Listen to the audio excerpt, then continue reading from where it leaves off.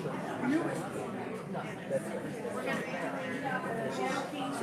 so I can use, I'll just use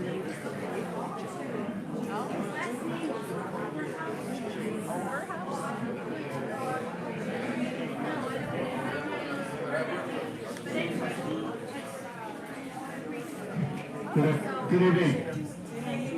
I'd like to start here a little after 7, but just to let you know, welcome all who are with us here tonight. Welcome all those outside the parish of St. Francis of Assisi. For all of your presence here, speaking about presence, is a welcome gift. We're going to begin with a little prayer. This mission is going to be live streamed, so because of copyright laws and everything else, we're not going to set the live stream until after we have the prayer, because we have a video and things like that. So, but we're going to have this live stream, and so that is the reason we are starting this prayer, and then we'll go to the live stream. So, welcome to Stephen, who came in on Friday afternoon. It's been great having him around for the weekend, and he has got a taste of Binghamton anyway, and certainly the parish. But as we gather here today, let us be mindful of the needs of the world, and also what's weighing on our hearts is the situation in the Middle East, and the struggles and pain and suffering there. So we thought we'd begin with this prayer that came my way last week.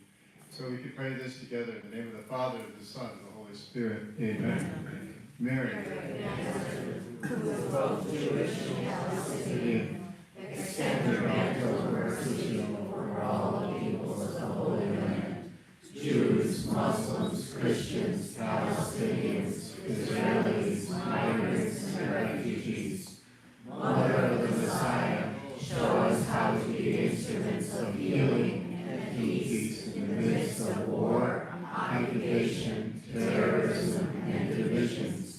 Give us an embracing love for all in the Holy Land, especially hostages, innocent victims, the homeless, and the dying. Mary, our Mother, given to us by Jesus on the cross, pray for us.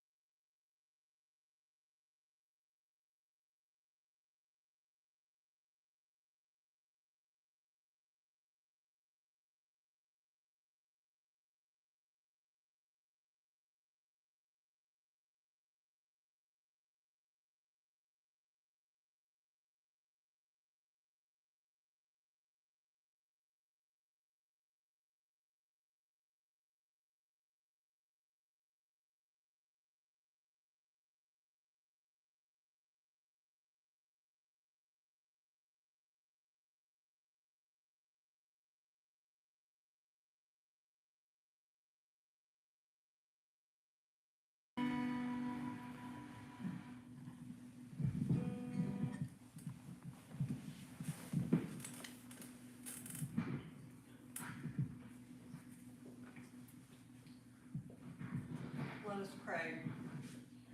For I received from the Lord what I also handed on to you, that the Lord Jesus, on the night he was handed over, took bread, and after he had given thanks, broke it and said, "This is my body that is for you.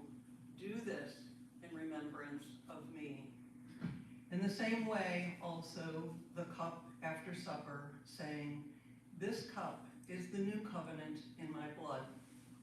Do this as often as you drink it in remembrance of me."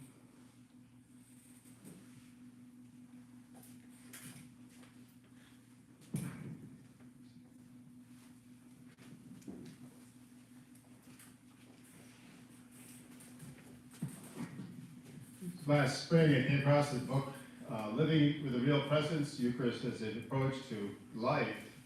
I was really attracted to it and found it interesting title, and it certainly drew me to read the book. I found it quite interesting. So I had a book club here in the spring with various groups, and they too received and thought it was great, and I got a lot out of it.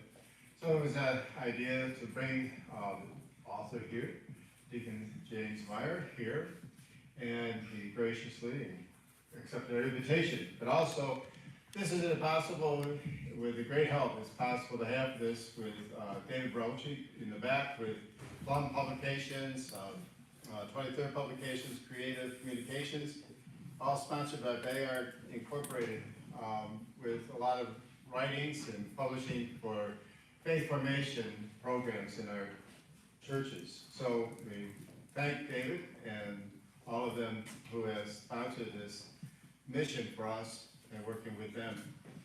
Steve has quite a background, comes from Green Bay, Wisconsin. Been a deacon, I think, 17 years. Right.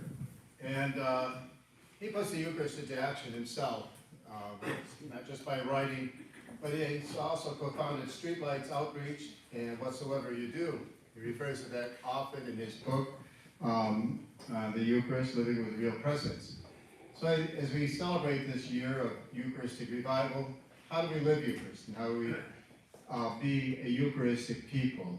I think this is the focus of these days, and I can't help but believe that Deacon Steve is going to be a great facilitator for this and for our reflection in empowering us to be this, who we are called to be as Catholic Christians. Maybe mission prayer? And so let us begin with this prayer for the mission. We can pray together.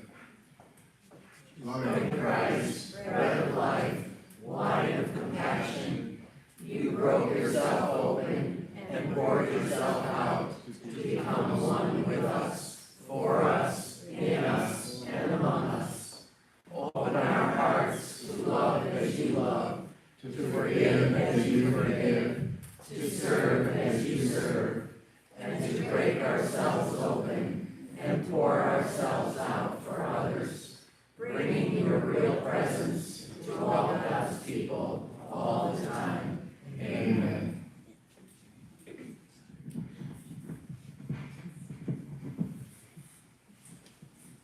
Well, thank you, and how good it is to be here with you. I cannot tell you how grateful I am that you saved your best 5 days of weather for my arrival. Fabulous. Thank you. One of the earliest memories I have of my own first communion was, we were 7 years old doing prep. Sister Mary Alice made us all fabricate these banners that would hang in the church. And each banner would have a felt cut out of a chalice and a host and a bunch of grapes. And some of you are nodding your head going, I remember the 1900s. And then we had to put a phrase. We had to cut these letters. And of course we were 7, so we had to use the scissors that weren't pointed and cut them and glue them on. So Sister Mary Alice gave us choices. I think there were like 5 or 6 different things we could choose from as the saying to put on our banner. And I chose, do this in memory of me. Now, I remember choosing that particularly because of the choices she offered, that was the shortest. And 4 of the 6 words only had 2 letters. So the slam dunk. Now, Sister Mary Alice was a little finicky about things, and I got glue on the surface, on the front side of one of my letters. So I had to come back after school and redo it. Sister Mary Alice really liked my dad a lot. She loved my father. He was a carpenter, and whenever they needed something fixed at the convent, they called him and he came.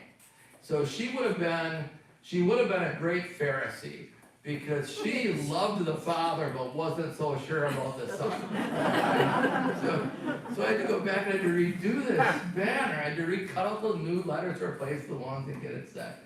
And then after my first communion, my parents left this thing hanging in our dining room until I was about 35. I mean, for quite a while through my childhood, it hung in the dining room of our house, just taunting me, just taunt me. But as I grew, and I would read those words there, I began to wonder, what does that really mean? Do this in memory of me. I mean, what is the this we are asked to do? That was a real question for me. I wanted to know. I wanted to understand that more deeply. So let me just read to you. For those of you who have already read the book,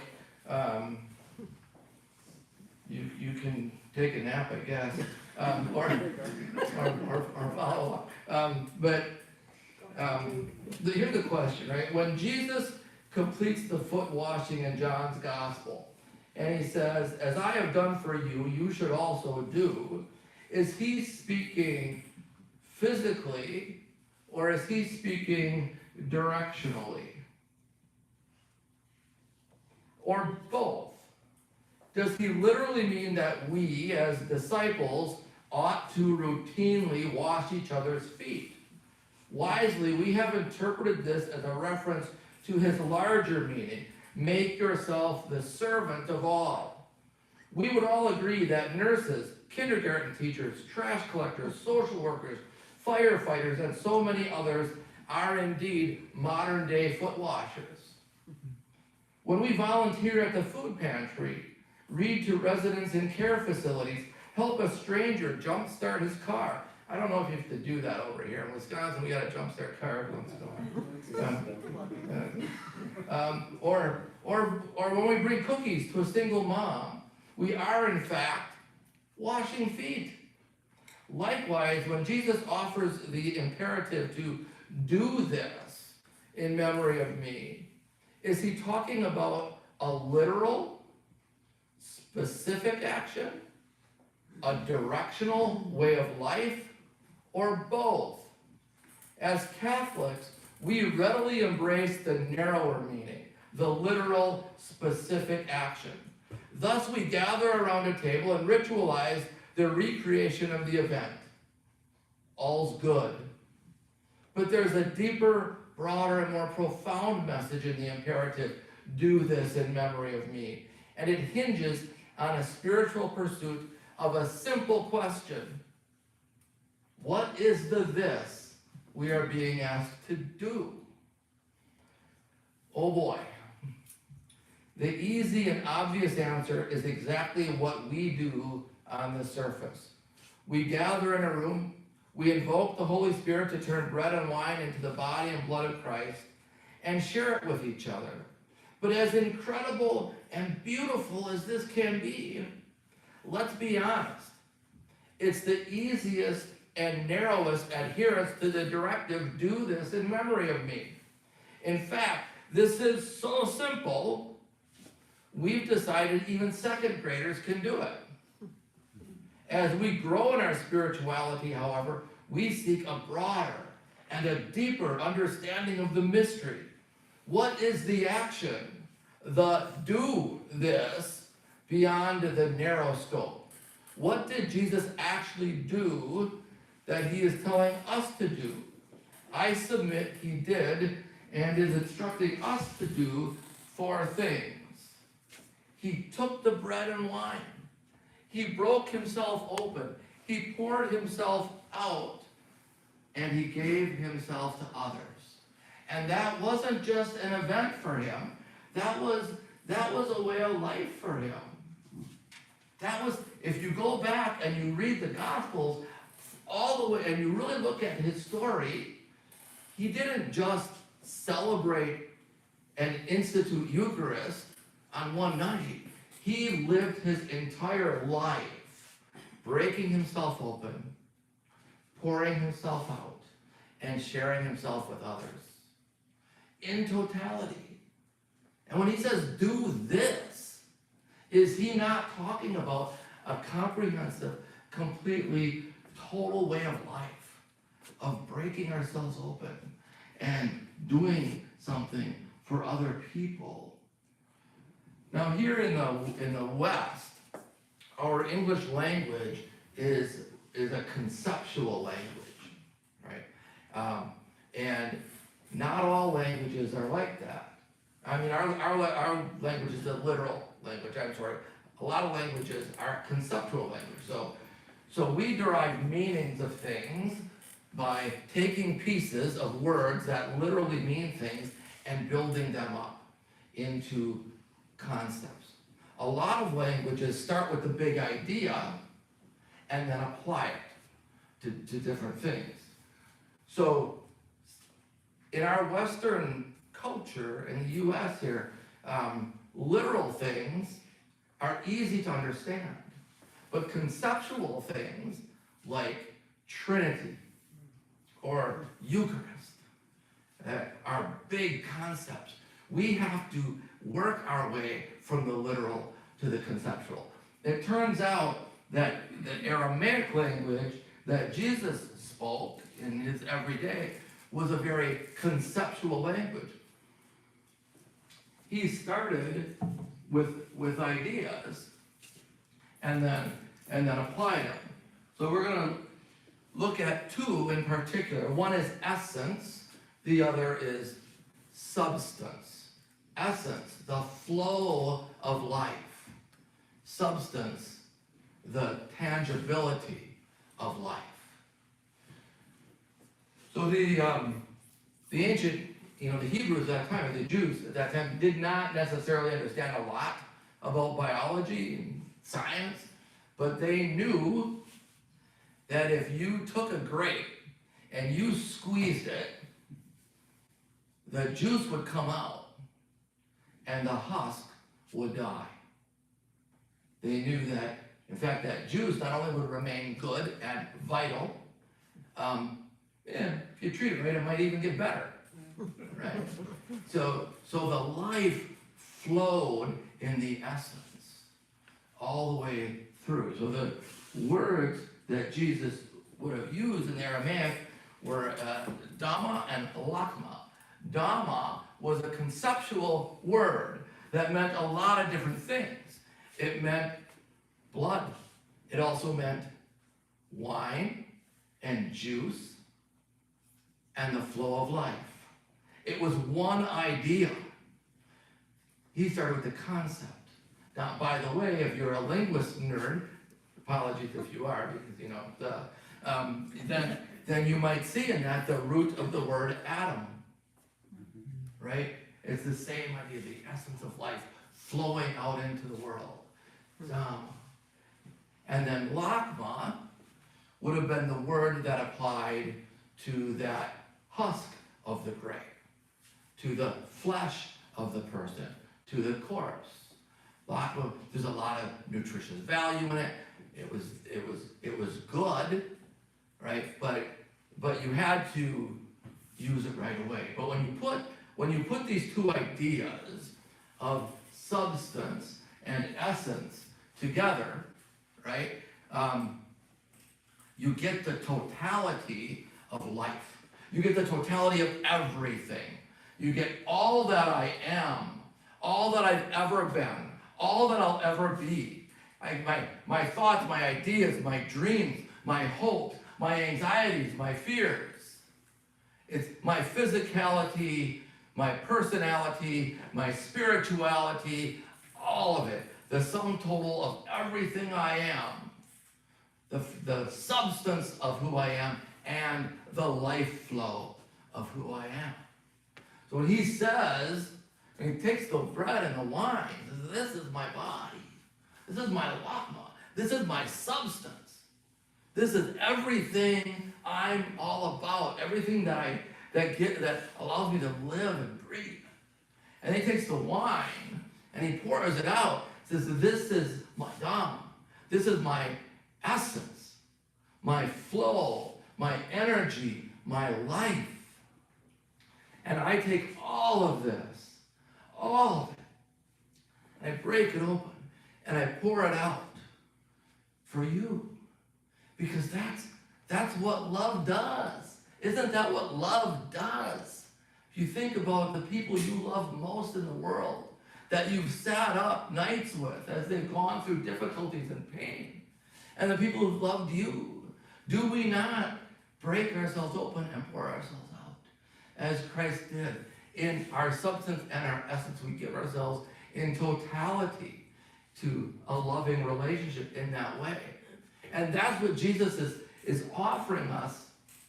That's what we gather together and participate in and experience and celebrate and share and take back out into the world. Because he had to add those words. Do this in memory of me. Man, if he would have just stopped, do this in memory of me. So, I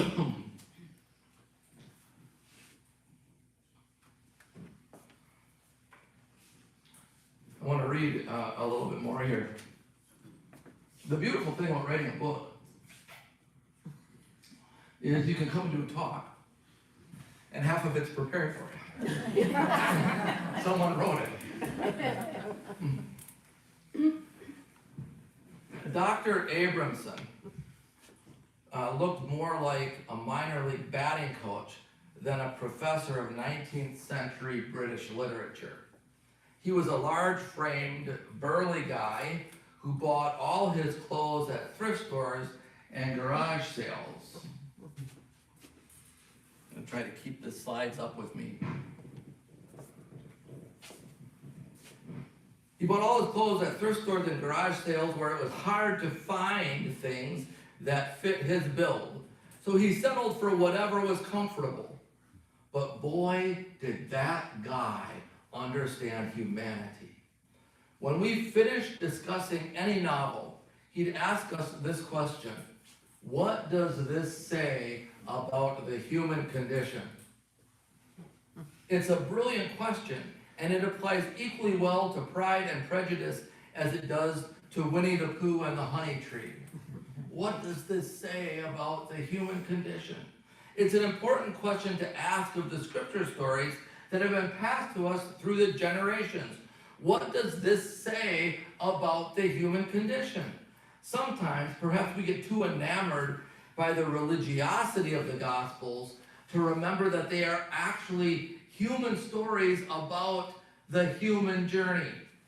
The story of the Last Supper is a great example. What happens if we dare to read it as literature? I understand that might make some people a little nervous, but save your emails for a moment. Or if you must shoot them off, send them to David at the publisher.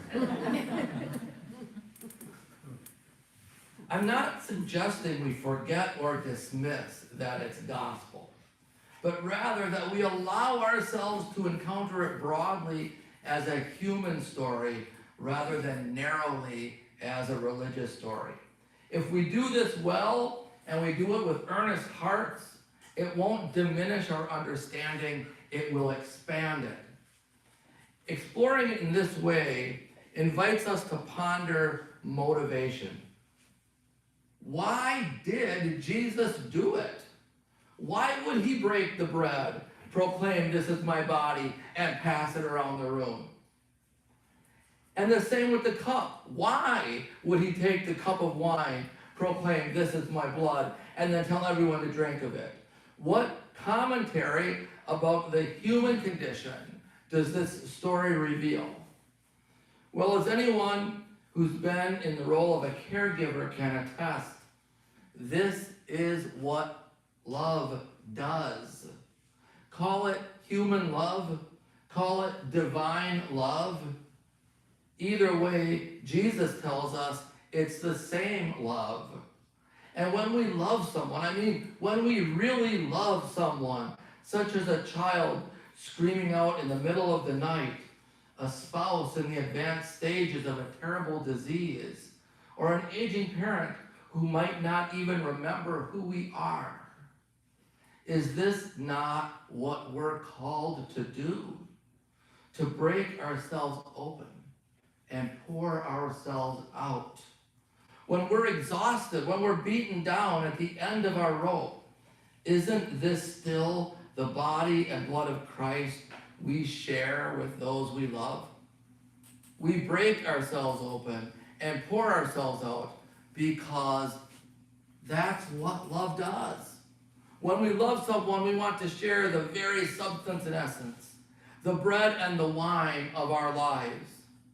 So what does all this say about the human condition? It says that love is willingly self-giving, that it moves us to give everything we are to those we love. And when we do this in memory of Jesus himself, we become, in fact, one with one another. We become one with God. We become Eucharist. We become Eucharist to each other, for each other. And as we grow and we let our world expand, the people that we become Eucharist to just keeps rippling out. If we live from the inside out, and we just keep breaking ourselves open and pouring ourselves out and touching lives and moving relationships and advancing love in the world. So we have to look at these a little bit. When we talk about the human condition, we recognize, it was one of the things I learned from one of the nuns who taught me English in high school. I did actually learn one thing, that all stories, all human stories, come down to one or more of 5 central conflicts. These are the relationships that we seek to make whole in our lives. So we begin with this idea of living in real presence in our relationship with God. That's the first area of potential unity or conflict, to live in relationship with God. So the question is, do we seek servitude or do we seek self-affirmation?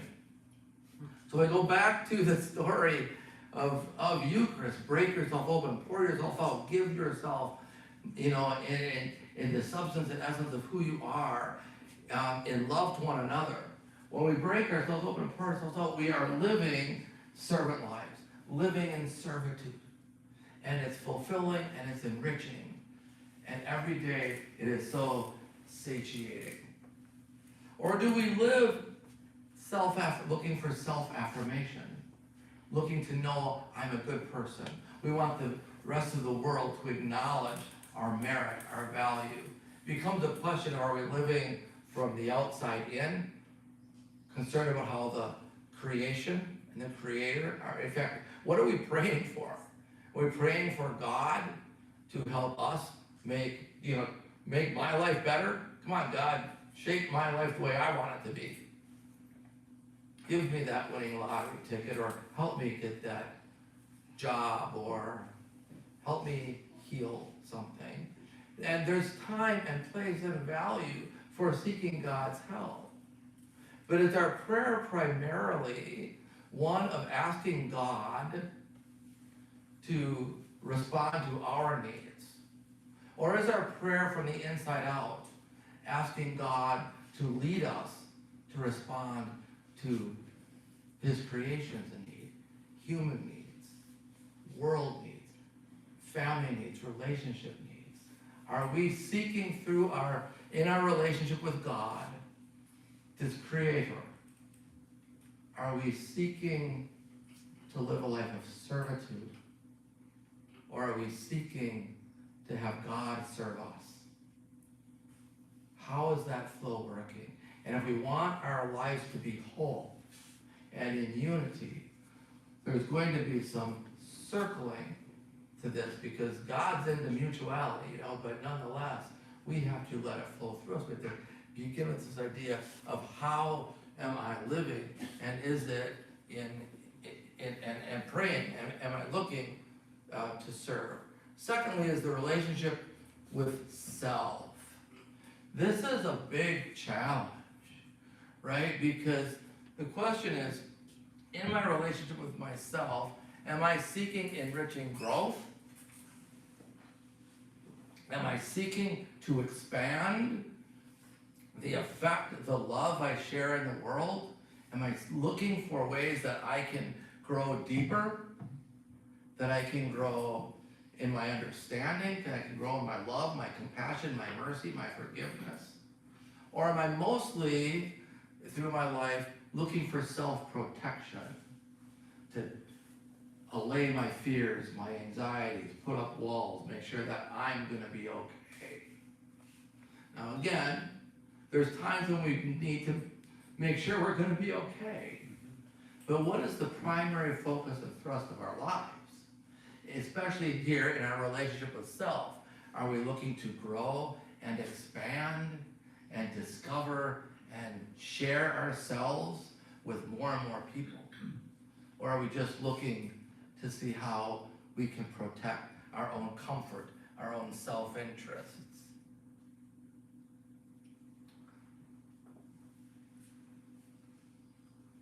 Did I go back? Okay. So the next is our relationship with others, right? What does it mean to have real presence in our relationship with others? It becomes a question of, are we companioning with one another? Or are we self-advancing? We have to be real careful here, because we can easily objectify other people and our relationships with other people. I mean, when, the prototype here, I mean, the cliche is the parent at the youth baseball game who's just overly zealous about his kid's performance, when really what he's concerned about is how he is looking as a father or mother raising this kid. We gotta be great, and I'm gonna live vicariously through my kid, right? I mean, there's a lot of that, because the reality is, a lot of us end up using our relationships for self-advancing. In fact, we coach it, we teach it. I'm from the 1980s, right? And coming out of college and into the world, there were all these books written on all of this coaching about building your network. Oh, you gotta build your network. You have to build relationships and friendships with people who can help you advance. It's like, those aren't relationships and friendships. That's utilitarian objectification. That's using people for your own self-advancement. That's not really being interested in who they are, how they love, how you can love them, how you can raise each other up in life, not just career-wise, but just in terms of that growth of heart and spirit, that depth that we were just talking about. So in our relationships with others, are we asking ourselves, what am I giving, as opposed to what am I getting? Some of the best advice I ever got about marriage was from my dad, right? He said, that business about marriage being a 50-50 deal, don't even think it. Flat out lie. He said, marriage is, you need to enter marriage with an idea that it's 90-10. It's going to be 90% giving, 10% coming back. Now, obviously, over the course of a lifetime, I think I got the better end of the deal than my wife did. And most people who know us both would agree. But the reality is, you know, if you enter your relationships with the sense of I am here, my vocation in this relationship is one of companioning you on your journey. A number of years ago, my wife Michelle walked the Camino de Santiago, and she walked 450 miles across Spain, and she was going to be gone for like 30 days. And people would ask me, "You're gonna let her do that?" And I was like, "Oh man, wow." See, and I was surprised at the number of people who asked me, "You're gonna let her do that by herself?" And I was like, "But that's objectification. That's like suggesting that she owes something to me, as opposed to what do I want for her." What I wanted for her was growth, discovery, the experience of developing an ever-deepening spirituality and closeness with her Creator and all of creation. And if that's the path she felt called to walk, why wouldn't I support her? Because that's what love does. And you know, I think 2 of our 3 kids were still living at home, and I'm not going to pretend for a moment that people weren't anxious about her being gone. The boys still talk about, remember when you grilled up all those hamburgers and brats, and that's what we had to eat all week? But it was, but the point was, yeah, it's, you know, will we deal with the anxiety of you being gone, wondering if you're gonna be okay? Because she was insistent on walking it by herself. Are we gonna just internalize that and manage that and deal with that? Or are we gonna try to shape your journey or change your journey so that we can feel better about it? Well, that's not what companioning does. Companioning says, let me break myself open and pour myself out in service to you. And then we have to ask ourselves about our relationship with society. This is a big one with all the stuff we have in the news right now, and the you know, the prayer that we opened with tonight.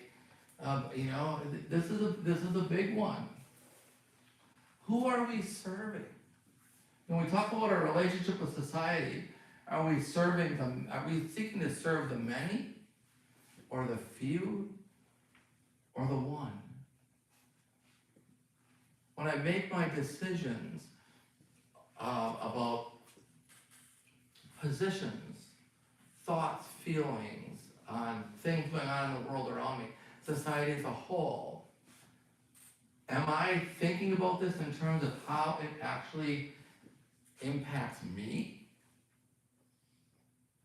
You know, I remember, are we on a time clock here tonight? 'Cause I could just keep telling stories until tomorrow morning.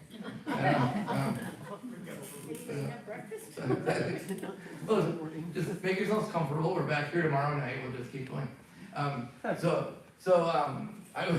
was sitting at home in my study one day, and there was a knock on the door, and I had seen some sidewalk evangelists in the neighborhood earlier that morning, so I thought, oh, do I answer? But I thought, well, it's my home, and you know, everyone's welcome, so I'm going to answer. So I got up, went to the door, and it wasn't a sidewalk evangelist, it was a political pollster. Oh, had I known, maybe not everyone's welcome. And, so this young man, he's standing there, and he's got his clipboard, and he's got this t-shirt on, and I could see in a moment, he wasn't really taking a poll, he was canvassing, disguised as a poll. But he said, a quick survey, one question: are you better off than you were 4 years ago? Are you better off than you were 4 years ago? And I realized, this is the same question we've been asking every election cycle since 1980. And when did it get to be able, because then I looked at them and I have one reason, the only reason I have a beard is so that I can do this. So I looked, I said, I've learned a lot. I've been through some difficult things, but I've grown. I think I'm deeper. I think my spirituality's grown deeper. I'm healthier. I said, yeah, I am better off than I was 4 years ago. And he didn't know what to do. So, but then I was thinking about, back in 1964 or 1960, right? When JFK, 1961, when JFK's inauguration, when he said, "Ask not what your country can do for you, ask what you can do for your country." And how in 20 years between 1960 and 1980, we had gone from ask not what your country can do for you, ask what you can do for your country, to are you better off than you were 4 years ago? Right, so we went from who are we doing this for, who are we serving, to how am I being served? And that has become the default question, it seems. One of the things that I feel like I'm struggling with in a lot of public conversation outside of the church, where I actually spend most of my time outside of the church, is apathy about things that don't affect people personally or individually. And that happens even in the church a lot. That it's like, do we care if we're living from the inside out, if we're really looking at how we're impacting and sharing love in the world? Are we having empathy for people we will never meet, people we will never know? Are we looking in our relationship with society, if we want to be whole, and we all want to be whole, are we looking to serve the many or the few? One person said to me, well, all I'm really concerned about is my family.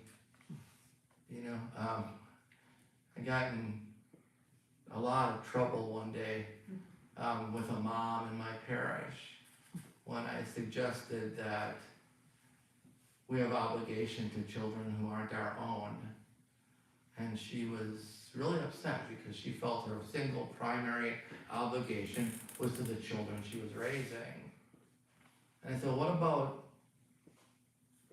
the kids in the neighborhood who maybe have a single parent who's working and exhausted?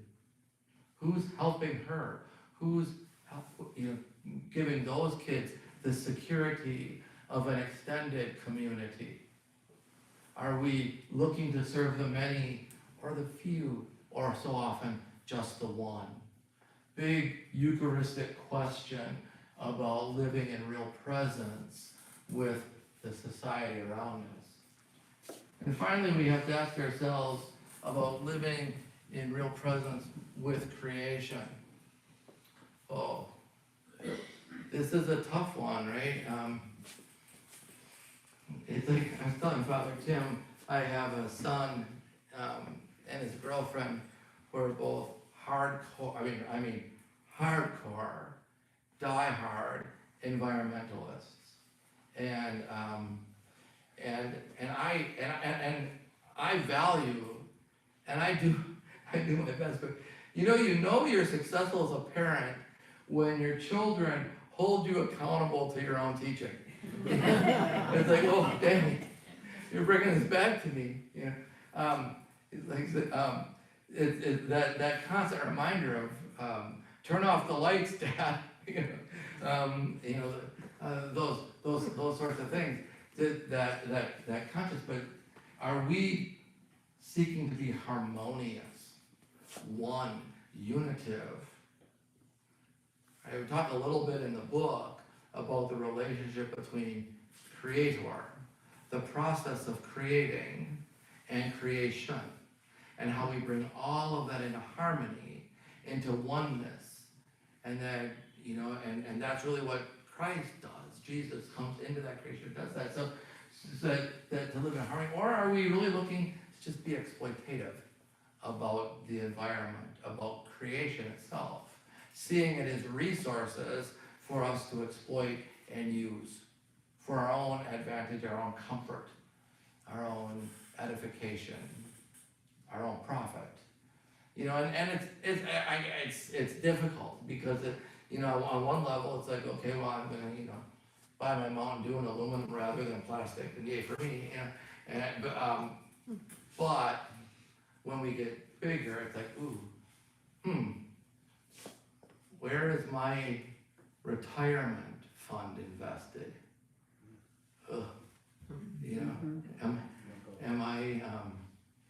Am I planning future vacations on the profits from organizations that exploit and destroy the environment? That's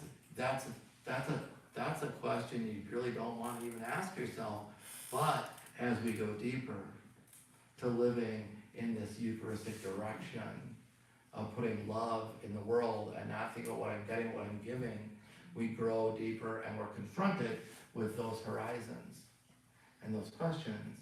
Are we seeking to be harmonious with Creator and creation? Or are we exploitative with it?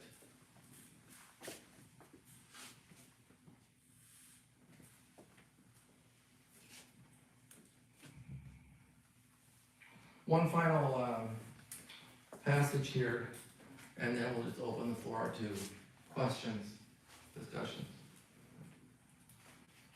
While I prefer to retreat to the lush richness of the forest or the quiet vistas of the mountains, Michelle will occasionally lure me into a hike in the desert. This is a very different experience, with no trees, no canopy.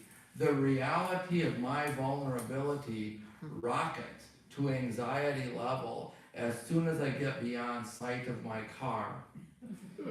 The initial temptation to walk 50 yards, turn around and call it a day, has a powerful attraction.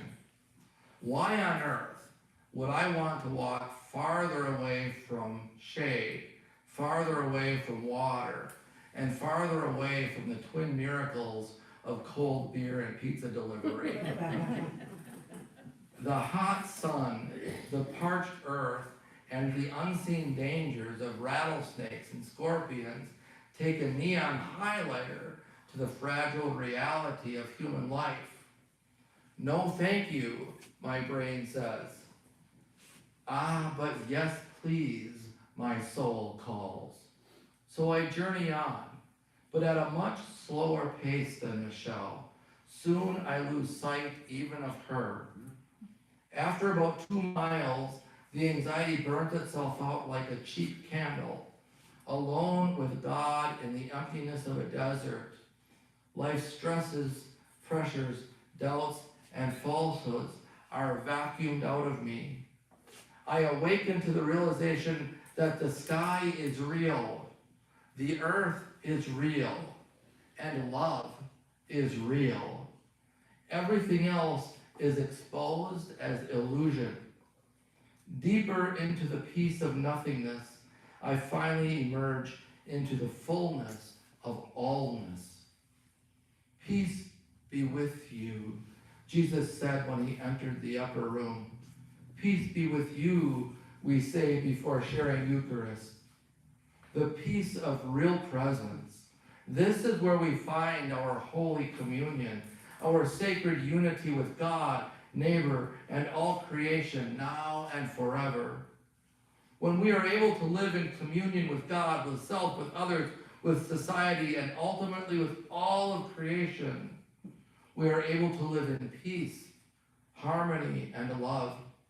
The gift of Eucharist opens our eyes and our hearts to this reality, not only as a future heaven, but as the real presence on earth as it is in heaven. Jesus, of course, understood this. He also understood that this Holy Communion is not something we can know intellectually. It is something we are blessed to engage experientially. Do this in memory of me. So, thank you very much. Let me open up to questions.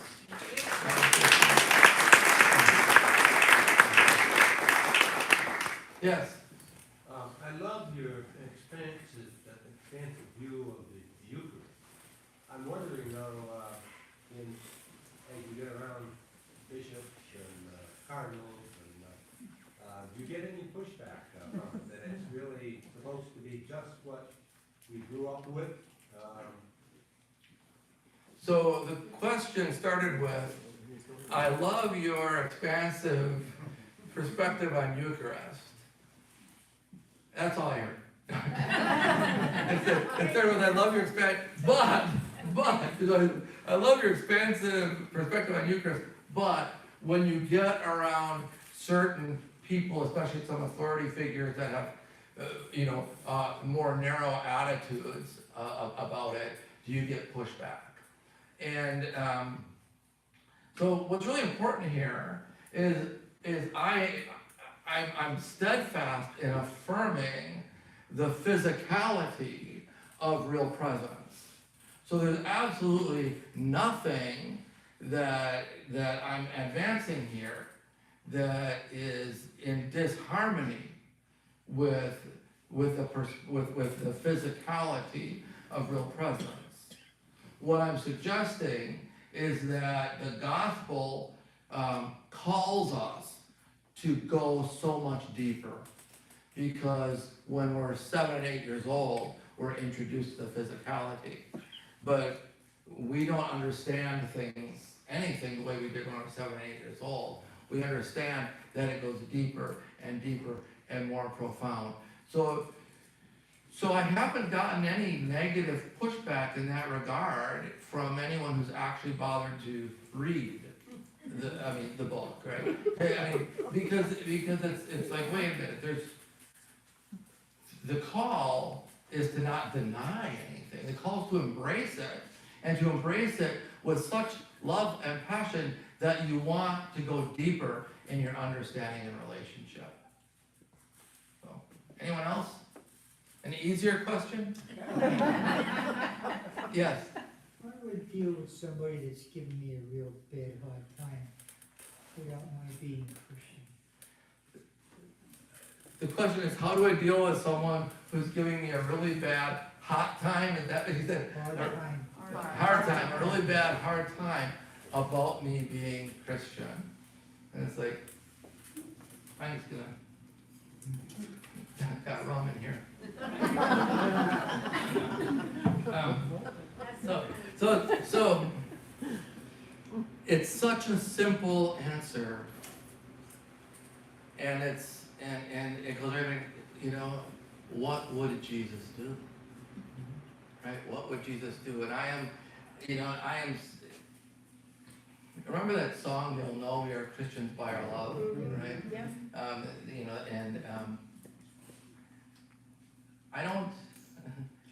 There are no bumper stickers on my car. There are no Jesus fish on my car. There's no, I'm like, if someone doesn't see that I'm Christian by the love I share, then I'm doing it wrong.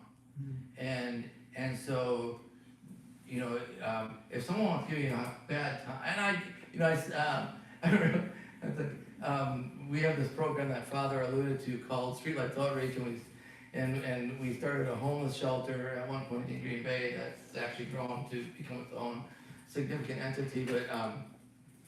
But when we started this homeless shelter, I was like shocked at the pushback from the people in the community. It's like, what are you trying to do here? Actually, take care of people? But there was this sense of, I was surprised. I did not expect that. I thought, wow, here we are addressing a need in our community without using any tax dollars at all, just using the force of love. And How is that not a good thing? So occasionally, even your actions will get persecuted, right? And you know, we have the image of Jesus on the cross to show us what that looks like. But my approach, what you're saying, is to only be welcoming and loving. Listen, never confront, never argue, just smile and listen, and you know, pour another cup of coffee for them, and just keep asking why. Tell me more about why you believe what you believe. Tell me more about that. Help me understand where that's coming from. What was your experience growing up? And just be, again, because it's switching the flow so that I'm less concerned with how their attitude and words are affecting me, and much more concerned with how my attitude and words are affecting them. Because I think that's what Jesus did. He's only concerned with how he was affecting other people. Anyone else? Yes? Could you just talk a little bit more about the street project that you have? Forget the exact name, but how does that work, and how does that Yeah. made the change? I laugh because, man, things you never planned to happen, and then Jesus shows up. And so way back when I was in diaconal formation, so I'm gonna go back 21 years ago. It's like in my second or third year, maybe, third year. I had my annual sit down with the diaconal director in our diocese, who I like to call the deacon master, and I'm the one who thinks that's funny. So his name's Paul Grimm, just a wonderful man. It was a gift to me. But I had to go see Paul for my annual, you know, and I'm like, I had so much going on in my life at that time, and I'm going to schedule this over the lunch hour, and this should be 10 minutes, I'll be out of there. He starts going through the list of things we have to talk about, right? How's your faith life? Good. How's your marriage? Good. How are your kids? Good. How are things at the church? Good. How's your academics? Good. You know, how's your job? Good. Everything's good. Can I go now? And then he said, how's your outreach in the community? Now, outreach in the community was something I grew up with. It was role modeled for me by my parents. It was always part of my life. But, you know, with three small, I mean, my youngest kid was like 5 years old at this point. I shouldn't call him my youngest kid. My son, Adam, is a beautiful human being created God's image and likeness, who is the essence of life. Adam was, they were young, they were small, and my life was full. So I said to Deacon Paul, you know, I'm really looking forward post-ordination so that I can get back to doing that, because that's always been a part of my life. And he said, well, you can't wait. You have to be doing that now. That's also part of your formation. And I said, well, Paul, I'm in class all day every Saturday. I've got all of these books to read and papers to write and exams to take. I work full time. I'm raising 3 kids. I'm involved with these things at the parish. He said, well, when am I gonna, and Paul said, well, you know, you don't have classes every Saturday. You have one Saturday a month open. And I said, Paul, why don't you pick up the phone and call Michelle, and you can tell her that. I'm not gonna do that. And he politely declined my offer. And with all of the compassion in the world, he said, well, you gotta figure something out. So the next day, I was having lunch with my friend and old high school, we had been friends since high school, classmate, Tony Pickler, and I was lamenting. I'm like, I can't believe that he's asking me to do this, and I don't know when I'm gonna have time to do this, and how am I gonna do this, and Tony, being the compassionate guy he is, was like, it's kind of too bad for you, huh? What are you gonna do? And I said, well, whatever I do, it has to be after 10 o'clock at night. So said, I can't take any more time away from my wife or kids. I'm not doing it. I take enough away already, so so I have to do something after 10 o'clock. And he said, well, what are you gonna do after 10 o'clock? I said, you know, all of the programs that serve people are closed. They're all shut down. But there are still people. There are still people in the world. So I think what I'll do is take a lawn chair and go sit on a corner in an at-risk neighborhood and see what shows up. Serve people as they are, where they are, just be real presence in the world. And Tony said, oh, that sounds like a really good idea. That sounds like raw church. I'll join you. So I was like, all right, we're doing it Friday. So we went out and we had two guys, 2 lawn chairs on a Friday night from 10 to midnight in a sketchy neighborhood, just meeting people as they are, who they are, and meeting them. And I'll tell you another story that really woke me up, this idea of presence. That was in May. At the end of September, we were later in the fall, late September, it was a chilly evening, and we're sitting out there, it's about 11 o'clock, 11:30 at night. And I asked Tony, how are we going to evaluate this effort? He said, what do you mean? And I said, well, we've been out here now for several months. We come out once or twice a week, or Friday or Saturday night, and we sit here. We've talked to a lot of people in the community. We've met a lot of people, we've had conversations, we've heard a lot of stories, but the number of people we've actually helped, right? That we got to a shelter, we helped get to a food program or something, we could probably count them on our fingers. So how do we evaluate the value of this? And before he could answer, this guy walks across the corner, he's wearing a blue hoodie, hands shoved in the pockets, and he said, what are you guys doing? By this time, we had our spiel down, it'd been all summer. We said, we're out here, right? And we're just meeting people, and people need help getting to a shelter or haven't eaten in a couple days. We'll get them something to eat, So if you know anyone in that situation, or you've ever been in that situation, we're your guys. Just look at, we're here every week. And this guy shook his head, and he said, no, that's not what you do. He said, the people who are out here on the streets, they know where the shelters are. They know where the food programs are. That's not what you do. Because what you guys do is you show up here every week, and you look into people's eyes, and you see into their souls, and you remind them that they're good people. No one else does that. So the food programs, the shelters, they process people through. But no one sits with them and listens to their stories. And you guys come out here and you look in people's eyes and you see into their hearts and souls and you remind them that they're good people. And that's what you do. And then he walked away. And I looked at Tony and said, never mind.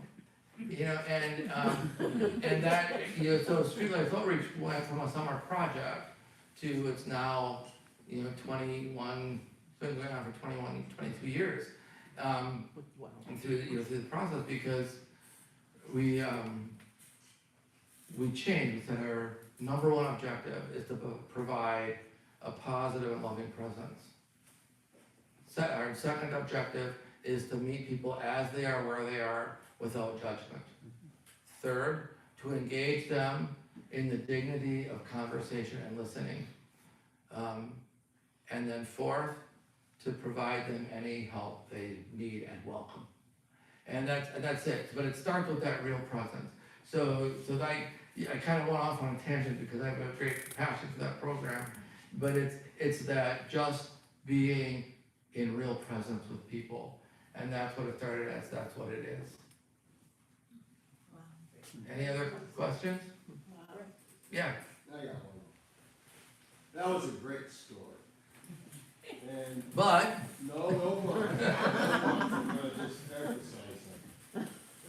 As I worked in healthcare for a long time, and as I worked through my career in healthcare, one of the things that we were constantly presented with is the need to be a servant leader. And as we get a little more sophisticated going along, we began to talk about being vulnerable and opening yourself up and having the courage to do that. And that was probably one of the most positive things that I took away from all those years in healthcare. And you present a perfect example. You and your buddy out in that corner, vulnerable. Who's gonna come up? Somebody's gonna come up with a gun and shoot you, and what's gonna happen? But you took the risk, and whoever that guy was that walked by, whether it was Jesus Christ or whatever it happened to be, he gave you what you needed. And that was a terrific story. Thank you. You know, I mean, thank you very much, and thank you for embracing vulnerability in healthcare, and I mean that. And, you know, I've got this whole other side of my life, and I spent a lot of time in healthcare, so thank you. But you can't love without being vulnerable. I mean, the image of Jesus on the cross, there is nothing more vulnerable than that. You know, and so back to the idea of what is the direction of our love in our lives and our relationships. Is it one of servitude or is it one of self-protection? Right? Because it gets right to that. If we're gonna love people, we have to take risks and we have to be vulnerable, or we'll always withhold, and we'll never let them get to know who we fully are. We'll never get to know who they fully are. So it's hard to ever be in real presence if you're not willing to be vulnerable. That's breaking yourself open and pouring yourself out. That is Eucharist in the flesh and blood, living and flowing in our lives. Anyone else? I will take that opportunity to thank you, remind you we're going to be back here tomorrow night at 7 o'clock for even better stuff. Thank you.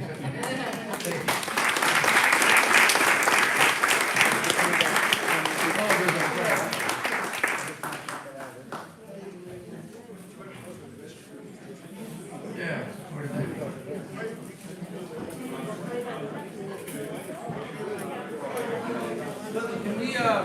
Can we pray this together one last time?